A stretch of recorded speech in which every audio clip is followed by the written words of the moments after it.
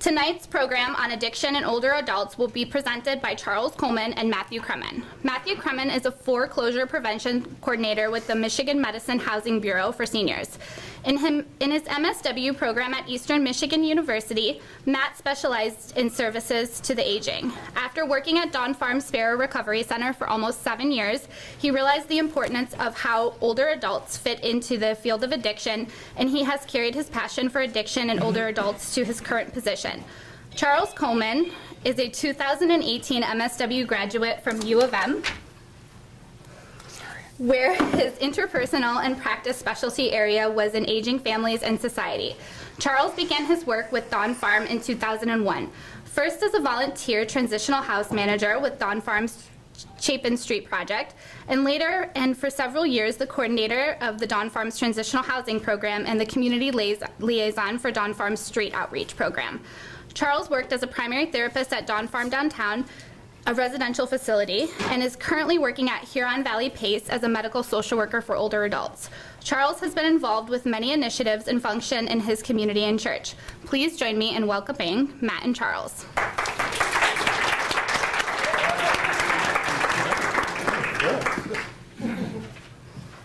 Hi, can everyone hear me?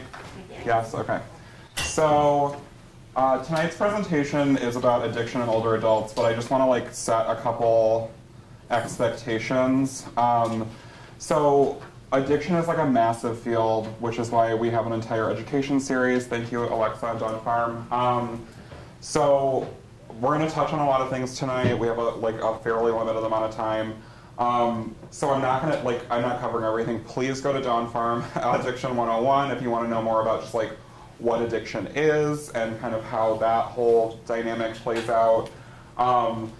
Another thing that I think is important that I get asked, I feel every time that I do this presentation is what is an older adult? So it depends on who you're asking. If you ask a 10-year-old, you're going to get a different answer. Most of the research that I have been able to find about older adults and addiction, which there is a major lack of engagement about those kind of things, which I'm going to touch on kind of throughout the presentation, focuses on people 65 and older. So when you think of Medicare and you think of retirement age or those kind of things, 65 is a pretty safe bet for when you're talking about older adults. A lot of different services, the place that I work at, older adult is considered someone 55 and older. There are senior centers in the area where an older adult is someone who's 50 or over. So it kind of depends. But again, I think the most important thing when you're looking at the facts and the different research that I'm presenting in this presentation, it's really focused a lot on that 65 and older group of people. And then you can feel free to ask me questions during, but yeah, obviously it would probably be better if we waited until the end, because I'm going to talk and then Charles is going to talk about kind of the resources, what to do, how treatment works, that kind of thing. So the first section of this presentation is going to be about some myths and realities, because I think there's a lot of misconceptions about life for older adults in general, and there's a lot of misconceptions about addiction, and then when you kind of cross those two things, there's not a lot of information and there's not enough research being done at all. So the first myth is that, and again, one more thing, sorry. A lot of the research about older adults and addiction really focuses on alcohol use, which when you look at the older adult population experiencing addiction, alcohol is probably the most widely used drug. The opiate epidemic is definitely a thing. Doctors prescribing benzos to people for 20 or 30 years is definitely a thing. But a lot of these facts, because a lot of this is pulled from SAMHSA, is geared towards alcohol. So, this applies to other drug use as well, this myth. So only older adults who consistently drink a lot of alcohol have an alcohol problem. So addiction must be a volume issue, right? There's a set amount where if I can drink every day, but as long as it's less than this amount, then I'm in the clear. So it's not true. The key point in determining whether or not a substance is a problem, alcohol or otherwise, is how it affects the person's health, functioning, and relationships with others. So, for example, there are a lot of people with medical conditions, older adults and otherwise, who shouldn't be drinking alcohol at all. Diabetes, high blood pressure, even one drink a day can be problematic. And I know everyone has heard, when I did this presentation at a senior center, like, you're not taking my wine from me. A lot of people heard this whole thing like 10 or 15 years ago, that like just like a glass of red wine a day is like super healthy. And that's not true. You can get the same kind of benefits, like I think from red grape juice or diet and exercise. Those are good things too, if it's possible. So nobody needs to drink alcohol. No one, period. Like no doctor is like, here's like a prescription for like a bottle of Chianti a night. It's not happening. So no one needs to drink alcohol. So, but definitely there are people, like everyone's bodies are different. As you get older, your body systems change, and you don't, like some people shouldn't be drinking, period, regardless of what the American Medical Association says, regardless of what the Reader's Digest article from 2002 said, it doesn't matter. So the second myth is that over-the-counter medications and alcohol can be used together safely. Again, not true. So it's often unsafe to drink while taking any medications, but I think a lot of people have a different attitude about over-the-counter medications because anyone can buy them, and they're usually marketed as being healthy and, you know, take as many as you possibly can fit in a day. And we'll get to how many pills older adults have to manage later in the presentation. But they can intensify the effects of alcohol, they can nullify the effects of a medication, and this can be dangerous or even fatal, especially if this is a long-term problem. And this can happen even hours apart. So it doesn't matter if you took your over-the-counter in the morning and then you're drinking later at night. You know, it can be problematic regardless. So it's important to be transparent with your doctor and medical team about like what you're taking in, even if they're over the counters. I can't count the number of times when I was working at Dawn Farm that somebody would come in and they would have like a med list and they'd be like, oh, I forgot about this like 14-gallon bag of over-the-counter supplements that I also take. So that's a whole other presentation. So the next myth is that if alcohol or drug use and other medication use were a problem, your doctor would tell you about it, obviously, as if they aren't the ones prescribing a lot of these problematic medications in the first place. But that's a myth. So in reality, a lot of doctors and other health professionals don't ask questions about the use of alcohol and medications or other drugs.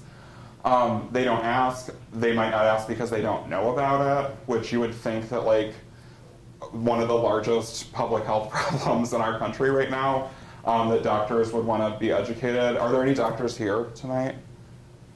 Okay. So there are none, in case you weren't looking. So they're not necessarily educated about these issues. They don't want to ask these questions. These questions are uncomfortable. Yeah. You're going to get the people who are like, you're not taking my wine from me, or it's just like a half a bottle a night, or whatever it is. They're not asking, it's uncomfortable. Let's get through the 45 seconds that insurance is paying for me to meet with you for. So this obviously places older adults at a huge risk for harmful interactions of alcohol with prescribed medications and over-the-counter medications. So it's important to discuss medications, over-the-counter and prescribed medications, and alcohol use with your doctor. And we're going to talk, there's a whole section of the presentation kind of about the role that the medical community plays in addiction and older adulthood. So the next myth is that it's easy to tell when an older adult has an alcohol problem. This is like massively untrue. So the symptoms of alcohol misuse or other drug misuse are sometimes mistaken for signs of aging or physical illness. Again, a whole other presentation about what signs of aging means, but a lot of times it can just be like, oh, like grandma's getting older, she's getting forgetful, she's tripping, she's falling. Like she would never have a problem with alcohol. It can mimic alcohol use specifically, especially can mimic or intensify the signs and symptoms of a lot of illnesses. And in addition, some medical problems can mask whether someone's using drugs or alcohol. So again, it's important to ask questions, it's important to be honest, it's important to like hold non-judgmental spaces for people to talk about these things, which is a role that hopefully social workers and nurses and other care professionals can, can take up so that we can help this problem. So the next myth is that treating substance use issues in older adults is a waste of time and effort. It's too late for them to change. They're not dogs. You're never too old, to learn a new trick, let's say. This just isn't true. So if you study aging at all, or if you're an older adult in this country or in the world in general, you'll know that people are kind of like, well, you're 55 or 65, you're done, you're retired, so if you could just take as little resources as possible and then quietly die, that would be really helpful. And it's like sort of funny, but it's also like unfortunately very true. So it's not true. And it really bugs me, because if you look at like any theory of aging or the lifespan, like older adults have as many transitions in older age as teenagers do. Like you're moving out of your parents' house, or you're moving into a different parent's house, or there's all these transitions that happen in older adulthood. It isn't like older adulthood is not static. You don't just like retire into the golden years and like into like a Charles Wysocki painting. This isn't happening. So treatment for older adults in addiction is effective. And it can be especially effective because older adults who are retired don't have to worry about, I need to maintain a job and raise 3 kids and do all these things. They can have more time and energy to devote to addiction treatment. So this whole idea is just absolute garbage. And then also, if you've ever heard the saying, if you don't know your history, you're doomed to repeat it, who are the best people to talk about history? People who were there. So if we're talking about like an environment of recovery and like recovery forest, whatever, there's so many terms for it. Stop looking at me. The importance of a recovering community, like at Dawn Farm, amazing recovering community. We talk constantly about support from other people and group support and experience, and here's what I went through and here's what you went through, and like that's relatable. Older adults have lived longer and they have more to bring to the table as far as that is concerned. So this whole idea of like discounting older adults as like a lost cause is hugely problematic. So another myth is that feeling sad or depressed is part of growing old. There's nothing that can be done to prevent it. I just talked about this, so it's not true. Depression is common among older adults, but it's not a normal part of aging. Believing that depression is inevitable and is going to happen to older adults, it keeps them from seeking treatment. What is the word I'm trying to look for? It becomes inevitable. Confirmation bias, that's what I'm looking for. So it becomes true because we're all like, well, you're older, so you're going to be sad, you're going to disengage from society, and then die. So it's not true. So being depressed is not normal. There are a lot of young people who are depressed, there are a lot of older people who are depressed, and there are a lot of older young people who aren't. So, and I think that when you look at the symptoms of depression, especially severe depression, they can be confused with a lot of medical issues. They can mimic a lot of medical issues, and guess what? We do in America for people with medical issues. Give them pills. And then you're on more pills, and then you're on them forever, and then it's a problem. I would swear, but I won't. So another myth is that older adults suffering from depression, anxiety disorders, or substance use disorders lack inner strength to fight the debilitating feelings and recover. If there's a group of people who have greater willpower than addicts, or greater determination to get their goals met than addicts, I haven't met them. And I've worked with thousands of people in my almost a decade as a social worker. So depression, anxiety disorders, and addiction have a lot of possible causes. See Jim Ballmer's presentation next week. Lack of inner strength is not part of it. So if we can sort of look at the disease model of addiction and versus the moral failing idea of addiction and look at it as a medical issue, as a brain issue, as a disease, then we can kind of take away that like moral idea that like you're an addict because like you're not strong enough to stop doing it, or you're a bad person, or whatever that is. So they include, like, causes of depression and anxiety include heredity, stressful events like death of a loved one, retirement, health problems, and reactions to medicine. So these are all things that older adults, just statistically speaking, do experience more. More older adults are retiring than younger adults. They're experiencing death a lot more. They're experiencing more chronic health problems. So just statistically speaking, they are at a higher risk than some other groups for depression and anxiety. Drug interactions and alcohol and drug combinations can also lead to depression and anxiety. So this is all kind of a big network of problems that unfortunately we throw medications at or ignore because they're uncomfortable conversations, or we don't think that it's worth asking. So the most common sign of depression is crying. This is obviously a myth. So denial is probably one of the biggest things, biggest signs or symptoms of having a mental health issue. Oftentimes the person who is experiencing an addiction or experiencing a mental health issue is the last person to understand that, like hence the entire series intervention. So because of the strong negative prejudice, stigma, discrimination associated with mental health conditions and addiction, many people are afraid to seek help. And again, I could get into the whole generational differences, and especially with older adults who were born like pre-baby boomer, there's definitely like a stiff upper lip aspect to that culture where they're like, we don't talk about these things, we don't ask about these things, like they're shameful, we do them, but they're shameful and we shouldn't talk about it. So that is, a lot of older adults are left being afraid to seek help. And that, I do not mean to generalize, that's not always true. I see you looking at me. But it's, you know, there is no cookie cutter way to look at this, but there definitely is stigma, and especially with older adults, they're ashamed to talk about it. So other signs of depression can include being easily upset, feeling fearful, forgetful, confused, hopeless, lonely, tired, all things that can be confused with dementia, being an older adult. So again, like if we're not asking good questions and we try to medicalize some of these symptoms, we might not be getting at the core of the issue, which is depression or addiction. We might be thinking, oh, this person's experiencing dementia, oh, this person is just getting older and this is how it's supposed to be. So this whole idea that like the signs are obvious and aging is like a monolith is really unhelpful.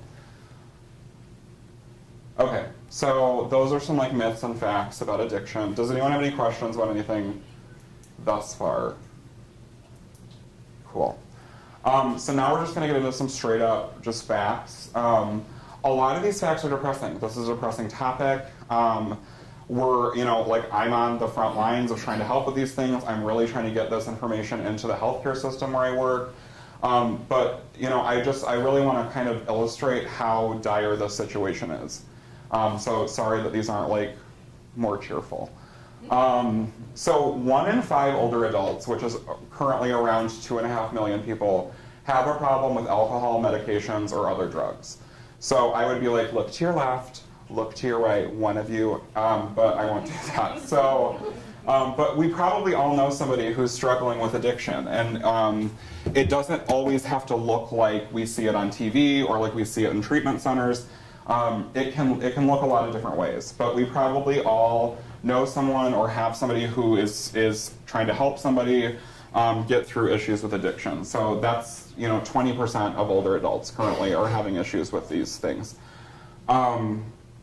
So the data from the National Survey on Drug Use and Health indicate that on an average day during the last month, 6 million older adults drank alcohol, 132,000 older adults used marijuana, and 4,300 older adults used cocaine.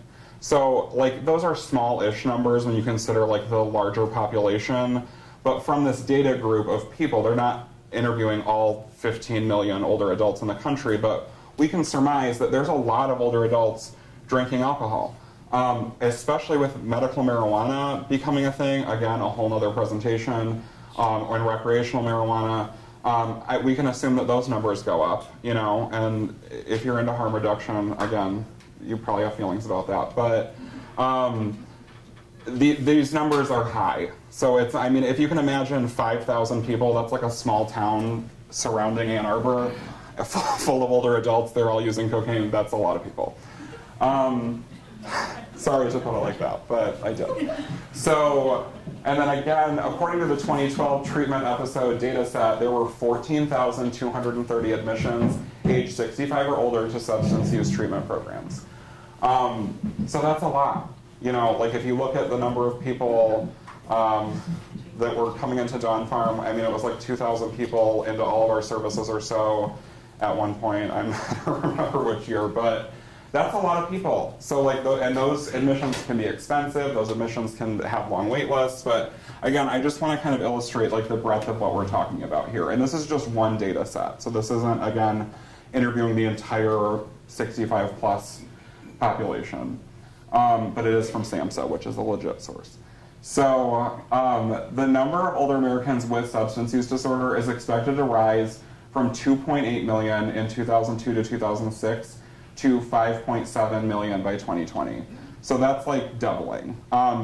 Mind you, the older adult population is the largest growing sector of our population currently.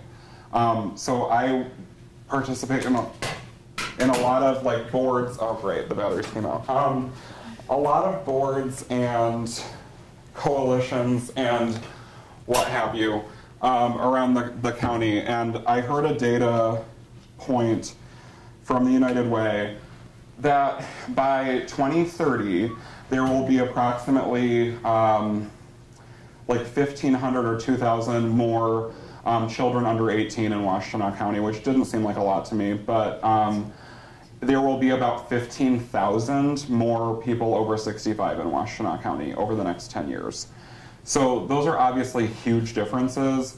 We're not changing the infrastructure in this county enough, and this is one of the best counties to live in as far as resources and public services to meet this need. So if you look at a doubling addiction population, however much math would be an increase from, you know, where we are now to 15,000 more older adults in our county. We're not doing enough to meet this need, and it is a hugely growing need. Not even just for addiction, but just older adults in general. The housing wait list right now in this county for subsidized housing for older adults is 9 months to they don't have a wait list currently, so 5 years plus at this point.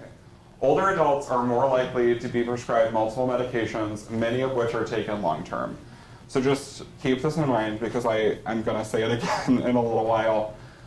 There are multiple medications and a lot of them are taken long term. Long term can mean 40 or 50 years. If you get prescribed heart medications, cholesterol medications, any of those kind of things at 40 or 45, and people are living to be 90 now, you're taking those medications for your whole life. And hopefully your doctor's asking, like, how's that working? Let's do some labs. Like, do we need to reevaluate how those things are affecting your body, which can contribute to addiction. Older adults are hospitalized as often for alcoholic-related problems as for heart attacks. So this was really shocking to me because I think about, like, you see heart health stuff all over. Every Cheerios box, the heart is like a great, like, wonderful thing that, like, everyone has one, and we can all kind of get behind this. There's no stigma behind having, like, possessing an organ, and there's no stigma behind, like, hereditary cardiovascular problems, or even health-related. There is some, but if you think about alcoholic-related problems, that doesn't necessarily mean, like, alcohol poisoning, spring break, wasted kind of problems. We can be talking about, somebody's drinking and they fell, or somebody's experiencing memory loss, or any of the other things that we talked about. I mean, that's a lot. I think we probably all know somebody who's had a heart problem or a heart attack or something like that. And then think about that number of people compared with the number of people who are having alcohol issues. And we're definitely hearing more about one than the other. So 6 to 11% of elderly hospital admissions are a result of alcohol or drug problems. 14% of elderly emergency room admissions and 20% of elderly psychiatric hospital admissions. So again, there's often a wait list to get into really any psych hospital in the area. You might be stuck at the hospital for a day or two just waiting to get placement. So there's a lot of people who need mental health inpatient treatment. So you think of 20% of the older adults who are there for addiction, that's a large number of people. So again, and this is money. And when you talk about not funding addiction treatment or trying to make it more difficult to access addiction treatment, the argument is often about money, about how much it's costing, about how much this crisis is costing us, about how, especially if you're looking at it from like a moral failing thing, how much these people's moral failings are costing the American government.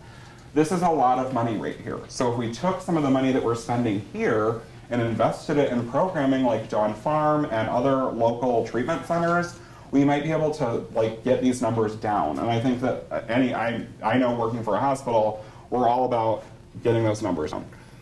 Those are just some general kind of depressing facts, unfortunately, about addiction in older adults. So we're going to talk, anybody have any questions so far about anything? Yeah. So the question was, in these studies that are being conducted, is there a distinction between, and correct me if I'm wrong, older adults who are suffering from addiction who began having problems with addiction in older adulthood, or people who have had kind of chronic addiction problems lifelong, right? No. So the short answer, unfortunately, no. There's not a lot of research in general, and I've spent dozens of hours looking for good research because I go to a lot of these presentations and I want to make sure that we have like the latest data. I don't want to hear about what was happening in 1985. So there are a lot of studies that are real general kind of studies that talk about kind of these admissions, because that's where we can measure things. You come in, you're 65, you have an alcohol problem, cool. They're not necessarily spending that time and money to get that information. Has this been a chronic problem for you? When did this start? So like the studies that I'm referencing in this presentation don't differentiate whether these are chronic people suffering from substance use disorder, or they're people where the genesis was in older adulthood. I think that there are definitely a lot of older adults who start addiction in older adulthood because of life change circumstances, and then I think there are people who become accidentally addicted because of biological changes that happen in older adulthood. Maybe they've drank, a glass of wine every night for 50 years. Once you're older, once you're 85, a glass of wine is going to affect you very differently than a glass of wine did when you were 40. So I think like that, those are really important distinctions to make, and that's a great question. There just isn't enough research. If there is, I would love to find it.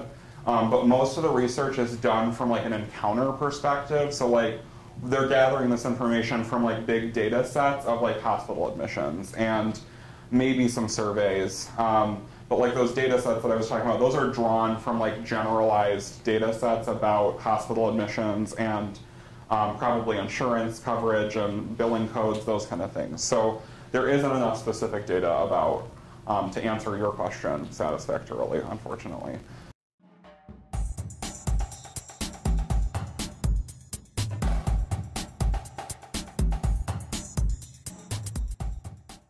Because it's uncomfortable, and because they're like, you need to get X number of clients seen at this time. They're overbooking these doctors. So the doctors aren't who I'm counting on for this. The doctor doesn't want to have those conversations. The doctor might not know the resources. So like if you ask a question, if I ask you, how much pain are you in? And you're like, an 8. And I'm like, cool. Like, good to know, I'm going to mark it in your chart. Hopefully you're asking how much pain I'm in so you can determine how to treat that pain. So if you don't have good resources or a breadth of knowledge about addiction, I'm not going to ask you, so how much are you drinking? Is that a problem for you? Because if you're like, yeah, it's a huge problem, thank you for asking, I've never told anyone this before. And you're like, cool, I'm going to mark it in the chart, the nurse will begin to give you a checkout. And then it's like, and hope, I'm being a little hyperbolic, but yeah. If you don't know, then they're not going to ask. And hopefully a social worker, hopefully the doctor's like, hey, we need social work in this room. I'm going to the next 50 patients to see this afternoon. And then the social worker come in and be like, here's a list, like, good luck, that kind of thing. So we need more funding, more social workers, more. There are, the medical population, when you look at these graduating classes of doctors, the residents, especially when you're at a place like U of M where there's residents seeing everybody, students, it's a learning hospital, those are younger people. You don't want to ask somebody who you societally are supposed to have respect for, or might remind you of somebody that's in your family, these uncomfortable questions, because you either don't know the resources or you don't want to hear the how dare you ask me that kind of question. It's better to just like, if somebody asks later, you can be like, I didn't even think of asking them, you know, so it's easier to kind of, you know, let yourself off the hook that way. So these are, again, some more facts about seniors and medications specifically. So again, I said this was going to come up again. I think it's a really important point to make. Older adults are more likely to be prescribed multiple medications, many of which are taken long-term. So they're also more likely to be getting prescribed medications by multiple prescribers or specialists in addition to their primary care provider. So my grandma had something wrong with her pancreas. They had to like take something off of it, and then she had pancreatitis, and it was this huge thing, and she was in the hospital. And then two specialists saw her there. They both prescribed medications on their own. She has a PCP. She's already, I mean, she's 87, so she's on a lot of medications. Not as many as a lot of people that I've seen, but you know, she's on a lot of medications, period, as it is. So this little health hiccup brought in even more medications that she's supposed to be able to manage. So, and you would hope that in today's day and age with computers and iPads and the doctor like not looking at you because they're on their little tablet, that like everyone's talking to everyone, and that like there's just this magic chart that like everyone has access to. And they send a copy to your daughter so she knows what's going on, because it's always the oldest daughter. And then, you know, there's this like magic communication happening behind the scenes, and that's just not true. So it's getting truer, but hopefully that person is looking at the other 40 case notes from her hospital visit, like her PCP is seeing that. But again, this can be hugely problematic. And then you're going to 4 different pharmacies because Kroger carries this medication cheaper, and Meijer has these 2 medications cheaper, and then Walmart Pharmacy carries this one, and I like Diane that works at the pharmacy there, and then, so it's like, that's great. However, again, larger systemic problem, why is my 87-year-old grandmother going to 3 pharmacies so that she can save $5, which makes a huge difference in her budget, unfortunately. But, I mean, that's a larger healthcare problem. But again, when you're looking, it's not just the tree, it's the system of roots underneath it that can be really problematic. So older adults can experience changes in capacity to process medications and are at a high risk for drug interactions, which put them at risk for substance use disorders. So a lot of times what that means is that there can be, you can take a medication or you can take a combination of medications and start to feel maybe a little intoxicated, and maybe you're a little sad, or maybe, you know, maybe it just feels good. And then suddenly you're like, oh, like I ran out of my gabapentin this month really early. I don't know what happened there. And they're like, well, you're older. You probably lost all of them down the register. Here's 3 months more. So ageism is a problem, obviously. But again, drug interactions can be really problematic. And this is how like accidental addiction can happen with older adults. So this, again, was just really kind of scary to me. So 90% of seniors take 1 medication, 40%, almost half, take more than 5 medications, and 12% take more than 10 medications. So I just had like bariatric surgery in early January. So I'm going to be on like, I don't know, 8 supplements for the rest of my life. Fine, that's whatever. I have so much trouble, and I have like a little pill container, and I have reminders on my phone, and I have, you know, like you're trying to make muscle memory, whatever. I forget to take those supplements, that calcium, which you can't take with a multivitamin, and then the vitamin D, which you take once a week, and then all those things. I'm 30. I'd like to think I'm at the top of my game, you know, mentally speaking, maybe, arguable. But that's, I can't do it. And I have pretty good eyesight. I have a good memory. I know how to use my phone. I have a good system, and I'm having trouble. So imagine somebody who's, you know, in their 70s or 80s, poor eyesight. If you've ever done one of those sensory exercises where you put like Vaseline goggles on and oven mitts and try and take an aging social work class, I guess. But have you ever done something like that, or like the DARE program where you like stuff your mouth with marshmallows, those kind of things? Those sensory problems can be hugely problematic when you're trying to manage 10 medications. So, and especially when they all have different instructions, take this one in the morning, take this one with food, don't take this one with food, no grapefruit juice with this one, and then all those kind of things mixed with sensory issues or memory issues or just a lack of a support system, that can be hugely problematic and lead to lead to issues of addiction.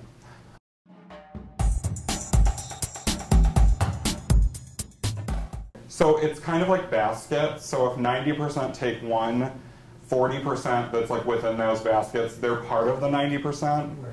So they're taking 5, but that includes the 1. Right. And then this tiny basket in the middle is 12%, and they're taking the 1 and the 5 and then plus 5 more. Right. So Molly's shaking her head, and she's an economics person. So but yeah, so it's just a math thing. So they're not separate sets of people. It's like inclusive with the baskets. So those over 65 comprise 12 to 13% of the U.S. population. That percentage is going up, and consume roughly 30 to 40% of all prescription medications. 30 to 40%. On your way home tonight, I want you to count the number of CVS's, Rite Aids, Walgreens, Walmart pharmacies, Kroger pharmacies, and then I want you to imagine how many hundreds of thousands of pills are in each one of those pharmacies. And then I want you to imagine like a dump truck, let's say.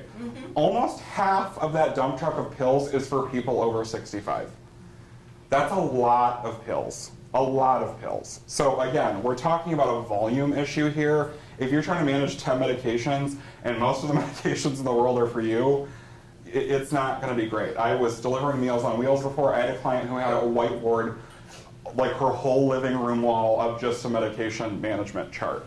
And she had early onset or early stage dementia, and luckily had a support system, but it's like that was her whole living room wall.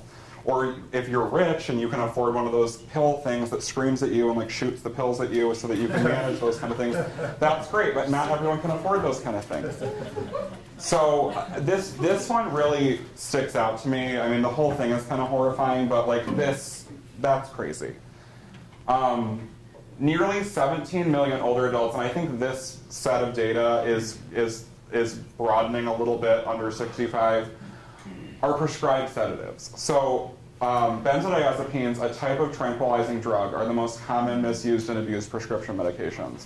So we're talking things like Xanax, Klonopin, Ativan, Valium, and then there's a whole like gamut of benzo-adjacent drugs, like I'm trying to remember from intake days at John Farm, like Soma, Milton, Xanaflex, Ambien, Lunesta, Sonata, Lyrica, Midrin.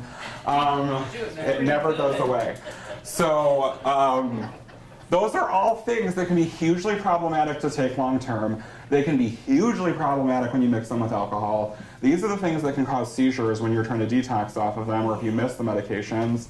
And the number of older adults, especially older women who have been prescribed Xanax as many times a day as they wanted for the last 30 years is insane.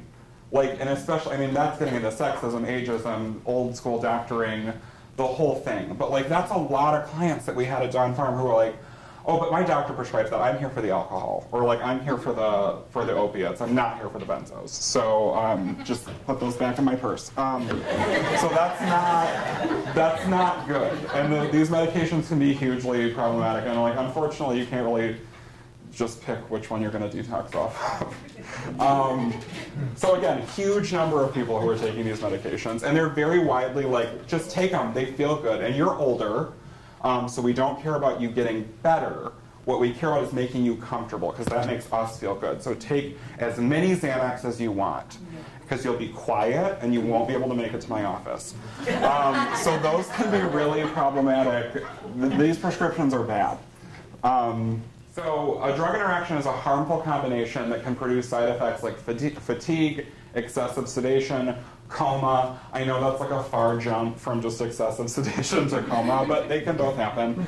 And then milder effects of drug combinations like changes in sleep, changes in appetite, changes in anxiety level. And again, we're looking at any changes that are going to be noticeable by your family or by healthcare practitioners.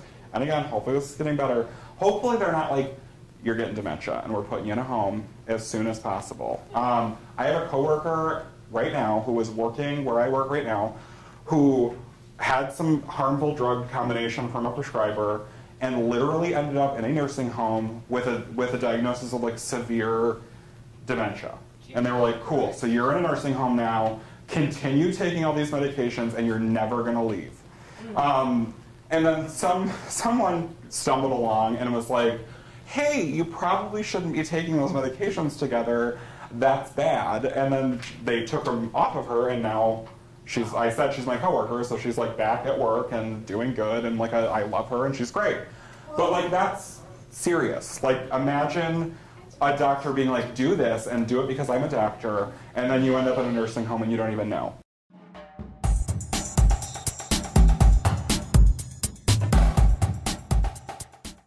So I don't feel comfortable saying don't do X, Y, and Z because I don't want to lose my license or kill anyone in an accident. But I mean, there are a lot of them. So I mean, there are like things definitely that I have heard a doctor tell me are like benzos and alcohol. Don't do that. So those can be problematic. Definitely, like any doctor worth their salt will be able to tell you don't take these together. There are a lot of like databases online where you can put in all the drugs that you're taking, and they'll be like, hey, don't take these together, or like make sure you take this with food, or here's possible complications. There are a lot of resources for that. Pharmacists are really great resources, and I think a lot of people don't necessarily think about that.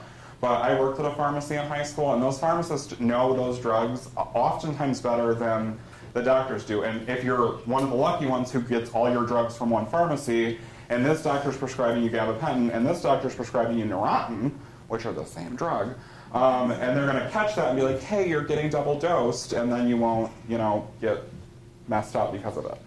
So those are, the pharmacist can be a really important resource, and especially because it's a retail setting and they're not getting paid for the 15 seconds they're spending with you, they might take a couple minutes to explain what's going on with your med list.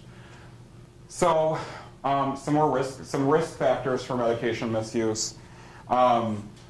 Few older adults use mood-altering drugs recreationally. Few. I don't have numbers, but like it's not. There are definitely older adults who are using drugs with the best of them, just like you see on TV and in the media, things like that. But there are a lot of older adults who are becoming addicted or getting into problems with addiction because of medication mismanagement. So this can look different for everybody. So taking extra doses, missing doses, not following instructions, using expired medications, not being aware of side effects, sharing or borrowing medications. This is a huge issue in like assisted living communities and nursing facilities, things like that, where hopefully they have better medication management, but this is definitely a thing.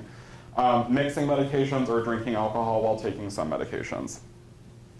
So risk of medication misuse increases for a lot of reasons, like multiple prescribing doctors, polypharmacy, inappropriate prescribing, wrong dose, wrong medication, instructions and package inserts written in small print or confusing language. If you can even find a little postage stamp sized like map of America that has like what you're supposed to read in every language. Yeah.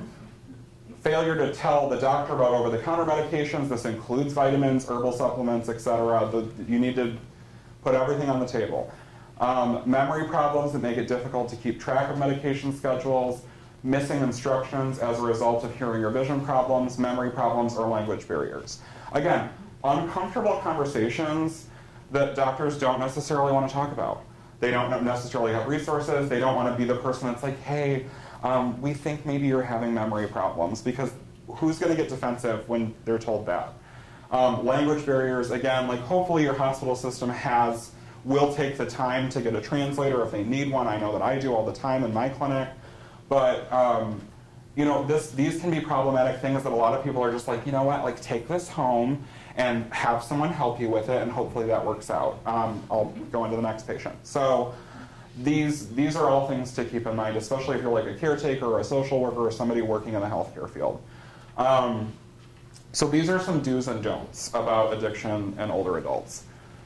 So do's, understand all instructions before you take a medication. Follow the instructions clearly. Try and keep your medication organized. Keep topicals away from mouth medications. There are a lot of things where like certain medications shouldn't even touch the bottles of other medications, or like certain people shouldn't be exposed to even like the dust from medications. Check expiration dates on all prescription and over-the-counter medications. I know we've all seen those posts on Facebook about people going through their parents' medicine cabinets and finding Benadryl from 1975. That's real, and like throw it away. especially prescriptions. If your doctor wants you to take it again, he'll prescribe it again. She, he, whoever will prescribe it again. Organize a system for taking medications, like a chart or a pill organizer or one of those like fancy pill bazookas. Ask your doctor about your medication. So ask about interactions, ask about polypharmacy, facilitate communication between healthcare providers. You can't count on Dr. A telling Dr. B what they're doing. You can't count on, I slipped and fell when I was close to St. Joe's, hopefully they're going to tell Beaumont over in, wherever I'm from. You can't count on those things. So it's important, just even if they're like, we already know, it's better to be like, here's my discharge paperwork, here's what's happening with me. Or if you're the caretaker or the social worker or whoever, ask those questions or bring that information just so everyone's on the same page. Be nice to social workers, nurses, doctors, everyone in the service industry, retail workers, restaurant workers, tip your waitresses and waiters. But no, seriously. She said be patient. It's important to be patient with people. It's important to know that a lot of times they're asking these questions because they want to make sure there wasn't a change from one day to another. They want to make sure that, you have to ask those questions, even if it's just like your job to do so. I was in the hospital and I got asked like every 10 minutes the same question, and you just answer it. It's so much easier to answer it than to try and start a fight with somebody who's really not that invested in trying to fight with you. So some don'ts. Don't drink alcohol in combination with other drugs without asking a doctor or pharmacy, or just don't drink at all. It's totally fine to just not drink at all. Don't give, take, or trade medications with anyone. Don't transfer a drug from its original container to another container, except for pill containers that you have well organized. Again, if I had a dime for every spare client or anybody who came into detox, and they're like, here's my pills. They're in a gallon Ziploc bag. I don't know what any of them are. Good luck. And I would be like, cool. So again, that can be hugely problematic. Or like the pill bottle in everyone's purse that's like, these are the Tylenol, the Advil, the heartburn medication, the Midol, the whatever. Just don't do it. Get a bigger purse. Don't save unused medications for use in the future, especially prescription medications. If they're expired, they have an expiration date for a reason. Don't take medications in poor lighting. Don't stop taking medication without talking to your prescriber. Especially if you're having side effects, it's important that they know that. Don't just stop taking it and you're like, oh, this feels better, and then don't tell anyone about it. So these are some questions to ask that I just think are helpful for people who might be at the doctor's office or might be trying to figure out information. What's the name of the drug I've been given? Is there a generic for it? Why am I taking it? Is it really necessary? These sound like real obvious questions, but if you don't ask, then you might not know, and you can always learn something important. What are the side effects? Which should I report right away? What should I be expecting from this medication? What's the dosing schedule? What time of day should I be taking it? What should I do if I miss a dose? Should I take it with food or an empty stomach? Any special? All of these things are things that I would hope would be obvious. They're not, which is why I'm giving this presentation. So these are just important questions that you can ask. That you can ask your pharmacist. You can ask, hopefully, the prescribing doctor or your PCP if it's another prescribing doctor. So these are all important questions to ask. So more ways to avoid medication misuse. Get help reading or understanding medication inserts. Ask your doctor to explain carefully how you should be taking these medications. Tell everyone what you're taking regularly, or things that you're taking even as needed. Those are important. And ask for help if you need it with communication barriers. Hearing impairments, vision problems, low literacy, another thing no one wants to ask about or talk about, and it's a huge problem. Language barriers, another thing. I personally would much rather ask an uncomfortable question and be told to back off than not have asked it at all. That's good ethics, in my opinion. So this is where, does anyone have any questions about anything that I've presented? Because this is where I'm going to turn it over to Charles. Cool, thank you. Thanks, Matt. So as he mics me up, full disclosure, I decided to go back to school and get my degree in social work, particularly working with older adults, because I had the opportunity of working with my mother, who fits in the demographic that Matt talked about. Many years ago, she started taking prescription pills for pain.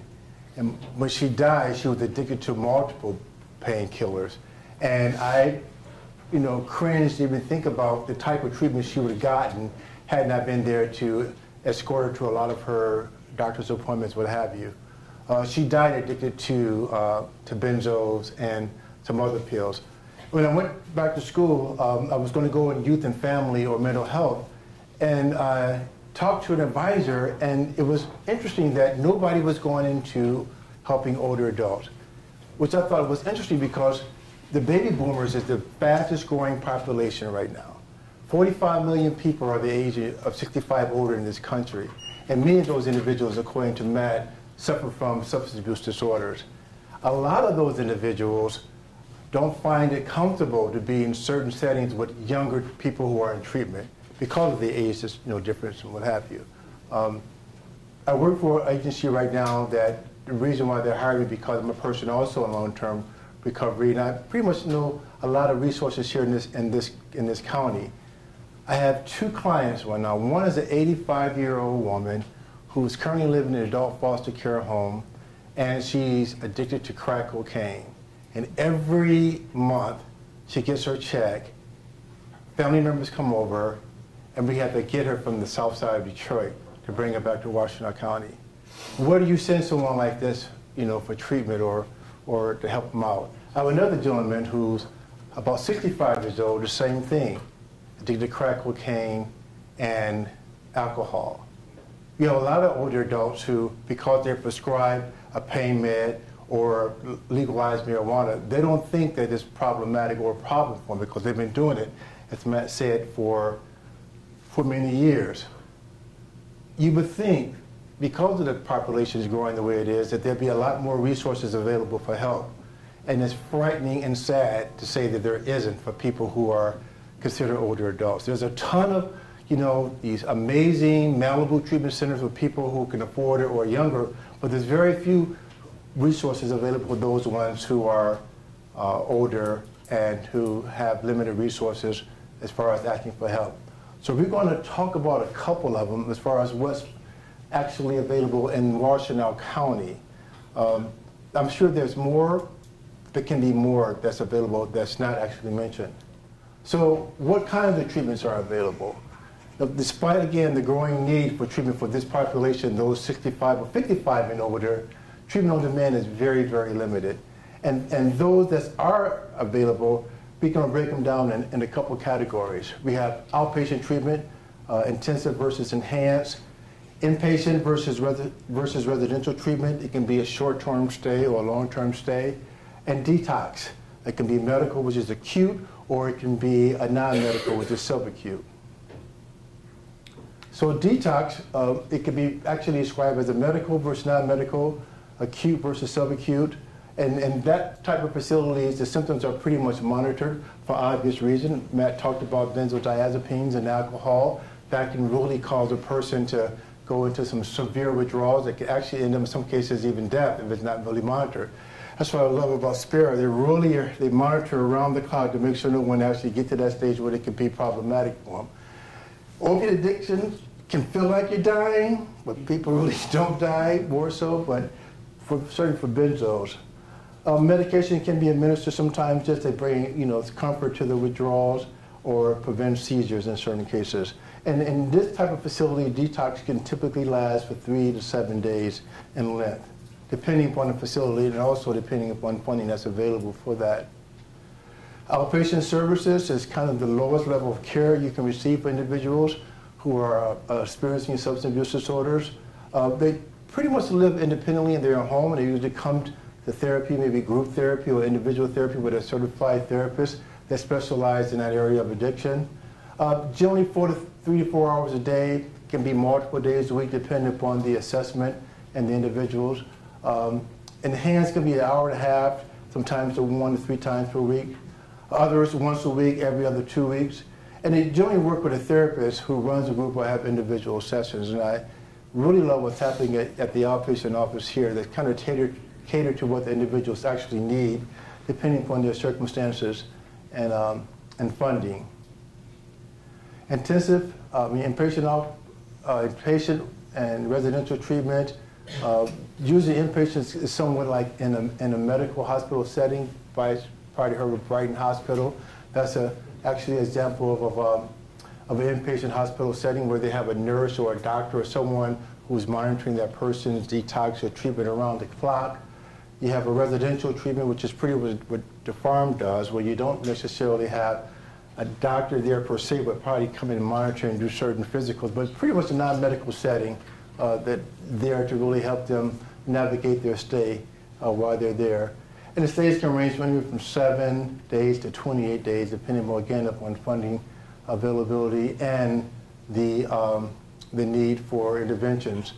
One of the things I really like about the farm, has always been something of the motto for many years, is that they don't allow insurance companies to really dictate the number of days in which an individual can stay there for services. And that's really important, because usually insurance company, you have this person who's sitting there and they're just really counting dollars, and you want to get a managed care, want to get them in and get them out. You may have a person who might need a little bit longer than 28 days. I know individuals that stay in the farm for up to 6 months, if need be. And that's really speaks volume to that agency, because generally you're in and out, kind of like spin dry, or a sentence like Brighton Hospital. The most you can stay there is 28 days, and after that, they're really on the phone talking to your insurance company about, whether or not getting an approval or anything of that nature to continue to allow you to stay. Long-term treatment can be 3 months, 6 months, 1 year in certain cases, which is the highest level of care. And again, it's the most costly of all the ones, and insurance coverage can be really muddy when it comes to that, depending upon the type of insurance care that you have. So, which level of care is right? I think a lot of people, particularly dealing with older adults, really want to know what's best for mom or dad or for my spouse. That's generally done by, first of all, giving a level of care of assessment, where experienced therapists can sit down and do like a biopsychosocial, where you talk about how long the person has been using, what's the appropriate setting for the individual, and what interventions and strategies need to be implemented to get the best outcomes. And again, depends upon the severity of the addiction and ability to commit to entering treatment. It's always tomorrow, and sometimes treatment has to be ready on demand. And one of the things I like about the farm is that it has this model that a sign of a good treatment center is when the doors are open, when the person is ready. A person will call up and, we don't have any beds, or usually, they pretty much make it available for them whenever the individual make that decision to come in. And it's certainly based upon, the stages of change here where we have it's like the pre-contemplation, the contemplation, and the action stage. So we kind of navigate where they're at on those stages of changes and meet them where they're at in order to get in. And also it can be a factor, cost, when it comes to treatment. Brighton Hospital charges over to $500 a day or more. Certain treatment centers like the farm trying to keep it pretty much manageable where you can pay for it out of pocket if needed. Insurance is always a factor. I remember a time growing up that every hospital had some type of treatment center attached to it, and if you're working for the auto company, you can go to treatment every month, and as long as you like, because they had very good insurance coverages. At one point in time, someone who was managing the care of that decided, what happens if we only give them 28 days? And Jim Balmer, who's you here next week, always talks about that, and I think treatment kind of like hung in the rafters there, and the insurance or the treatment centers would say, okay, we're only going to pay us for 28 days, and then that's all we're going to take. And it just pretty much changed the whole outcome of the amount of time that insurance company would pay to allow people to stay in treatment. And also the availability of treatment, beds may be filled, and I think that really is indicative or important for older adults. A lot of people don't have the space to deal with that particular population. Usually individuals 35 or younger, are more catered to helping them navigate through their time in treatment. There is, however, and I actually had the opportunity to visit this place in Chelsea. It's one of the few outpatient kind of services that's available for individuals who are 65 and older. It's called the Older Adult Recovery Center. And what makes this place unique is that they really specialize in helping older adults who are having problems with alcohol and addictive medication and other drugs. And what I really found fascinating about this, they kind of model, their approach to helping their clients based upon the AA model. One peer helping another peer. It's all voluntary based. They have didactics, they have groups, they have people who actually have been through their program, and they give them a small stipend. Usually these individuals are retired who come back, and they get a referral from Chelsea Hospital to come there and have groups and really help them to deal with a lot of issues, particularly issues that's indicative of those ones in that population, like grief and loss. You have a lot of individuals who are in their 60s and their 70s and their 80s who spouses or family members have died. How do you deal with that? They get a box of wine or take a pill or take a sedative, and by that time, it become problematic for them. So that's a really good model that's working very well for a lot of individuals in that area. But the wait list is very long for that. And again, this should be something that should be on demand, for anyone who's actually experiencing loss or addiction or having a hard time acclimating himself to this latter stage of life. This is where I work, actually. It's called Huron Valley PACE. Even though we don't necessarily specialize in addiction itself, we offer an array of services. It's more of an integrative approach to older adult care. Everything is under one roof. Matt talked about all the navigations of different kind of elements you have to go through in order to get service met, but everything here is under one roof. We have a clinic, we have physicians and nurses who specialize in older adults. The way the older adult's body metabolizes drugs and alcohol is a lot different than a 30-year-old or 20-year-old. And so we look for some of those things. We become their insurance provider, which means that Blue Cross Blue Shield, Humana, no one can tell us what to do with our clients. We become their providers, and so we just monitor their care all across the board. And I think a good thing that we do is we provide them social interaction. A lot of these individuals who are living at home alone don't have any type of social interaction. They pretty much have their alcohol, their drugs, and they watch television all day. And we get them out, we bring them in, we have a dietitian who provide nutritional snacks, we have activities, we have outings, and we have educational classes really to help them deal with a lot of problems or issues that pretty much cater to that generation, or that population, I should say. So we have decided, Matt and I, and this is really concerning that this is really an overreaching issue here. I mean, it saddens me when you think of the baby boomers and those ones who invested a lot of capital into our society, who have paid their dues, and yet at this stage in their life, there's nothing available to them. It really saddens me. You would think that it'll be treatment centers or other services on every corner to help them to deal with this disorder or this thing that's happening in their life right now. Washtenaw County again, this place in Chelsea is the only place to actually deal with it.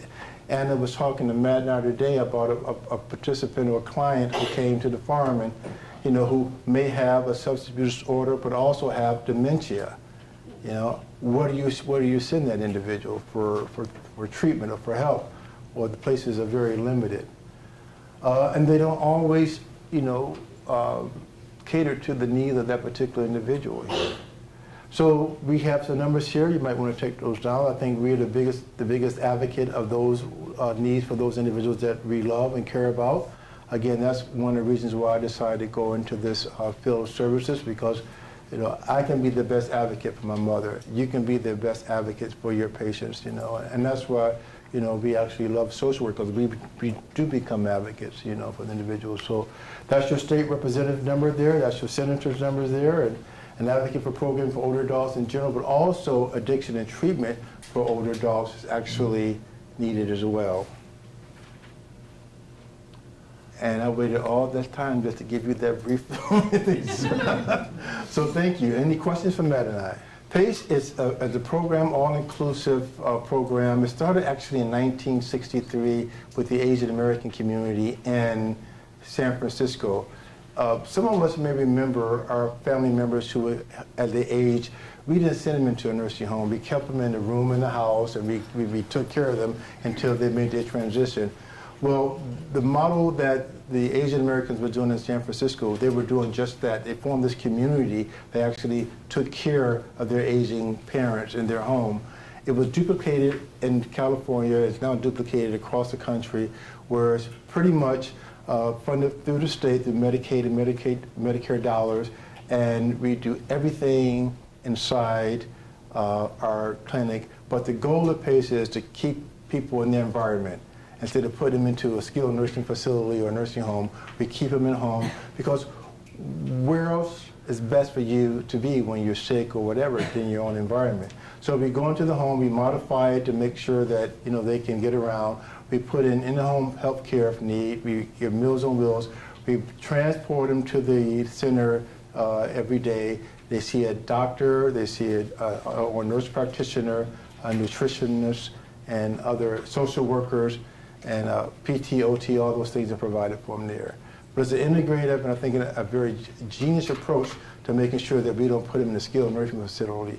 And as you know, Glacier Hills and other places can be very, very, very expensive. And you're looking at people who are low income, and most of our clients who are receiving Medicaid dollars they don't have a place for them to go. So we look for safe environments for them to live in. If not their home, we contracted several skilled nursing centers around Crystal Creek, Superior Woods, and other adult foster care homes, and we kind of put them in there. And at this point, too, a lot of them, because they have aged, a lot of their kids or family members are no longer living, so we become that family member for them. So it's working. The state loves us. The federal government loves us because we save a lot of money in the long run. But I think more important than saving money, I think that we really take an interest in caring for those ones who we get the privilege of taking care of in these golden years of their lives. I have visited several of my clients in certain facilities that I would remain nameless, and I was appalled of the conditions or how they were treated in there. And had I not been an advocate for my patients or my participants, I shouldn't even think about it. So we don't want to put them in there. We want to try to keep them in their home for the most part, and it's really making them thrive even more so. So I did a lot of research trying to find programs for, specifically for older adults that treat addiction, and I wasn't able to find really any in Southeast Michigan, and I would love to be wrong. If somebody has a name, shout it out or tell me, please. But I mean, there are a lot of treatment centers. And Dawn Farm doesn't offer older adults specific treatment, but they do a wonderful job. Right. Obviously, I'm biased. I work there. Right. But they did a wonderful job of making sure that there's a huge peer support community in this area. So I mean, what's great is even if you can't find a treatment center specifically for older adults, there's a massive recovering community here in Washtenaw County, and I know that there's organizations like Families Against Narcotics where there are support groups. But I mean, I think where that lack of a specified treatment for older adults, you can make up for that in a really positive, supportive community. And, we would have older clients who would come into the services, and they might not have had a lot in common with the younger clients there, but you take them to the Al-Anon club, or you take them to different meetings, and there are a lot of I hate to use the word old timers, but they call themselves that, and they're able to find support systems, and I think that is something that's so wonderful about a treatment center like Dawn Farm. Right. And if you're worried about funding for places like Dawn Farm, I'm sure that they would be more than willing to take any donations that you are willing to give them. So, and PACE has a bigger PACE model in Detroit on the river, and I mean, what we do here in Ann Arbor, in Ypsilanti, Ann Arbor, our center is a dwarf compared to this mega building that they have in Detroit, and they have more kind of interventions there than we do here. Where Henry Ford Hospital is a partner with the PACE in Detroit. It would be good to have the University of Michigan or St. Joe's partner with us here in Ann Arbor, because as Matt was saying, a lot of our clients end up in, I have a guy who calls the ER all the time. And that happens a lot too, you know, with people who are in recovery or active addiction here in Washington County, they end up in the ER all the time. But have some type of intervention or have a setting that's geared towards 55 and older. Not only a treatment setting, but even maybe a long-term housing setting as well, where they can go for maybe, you know, 2 months to 6 months just to get used to being in that recovery community. I think is a strong need to have as well. And there are, I believe, and correct me if I'm wrong, but St. Joe's and U of M both have like senior ERs, geriatric ERs. So I mean that's helpful. It's a step in the right direction. But again, like if we're talking about just treatment here, there unfortunately isn't like a catalog of treatment for older adults. And this is one of the largest recovery communities here in Ann Arbor in the country. So you would think that there would be more specialized treatment, but I mean, I think that people right now, unfortunately, especially with the way funding is, are just trying to keep up with like the massive need of all ages as far as addiction treatment is concerned. But we can always do better. And this problem is not going to go away. I mean, baby boomers are aging every day right now. 45 million right now, I mean, are aging out every day. So that population is going to go away. It's going to only get bigger. So thank you all so much for coming. We appreciate it. Thank you.